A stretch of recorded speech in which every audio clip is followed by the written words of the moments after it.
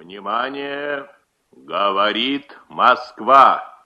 Передаем важное правительственное сообщение. Граждане и гражданки Советского Союза, сегодня в 4 часа утра, без всякого объявления войны, германские вооруженные силы атаковали границы Советского Союза. Началась Великая Отечественная война советского народа против немецко-фашистских захватчиков. Наше дело правое, враг будет разбит, победа будет за нами.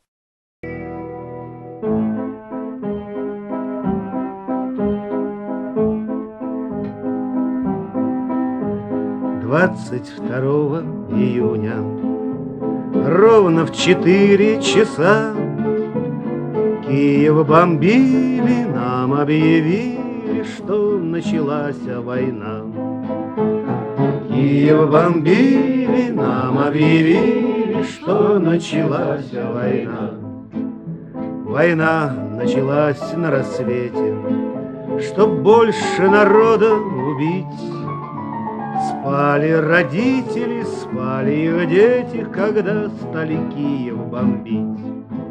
Врагов шли большие лавины, их не было сил удержать. Как в земли вступили родной Украины, то стали людей убивать. За землю родной батькивщины поднялся украинский народ. На бой уходили все мужчины, сжигая свой дом и завод. На бой уходили все мужчины, сжигая свой дом и завод. Рвались снаряды и мины, танки гремели броней.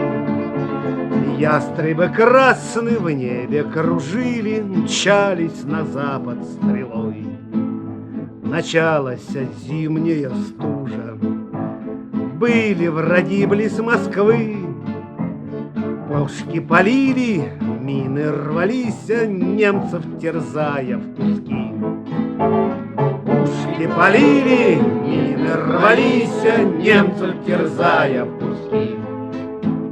Кончился бой за столицу, бросились немцы бежать. Бросили танки, бросили мины, несколько тысяч солдат.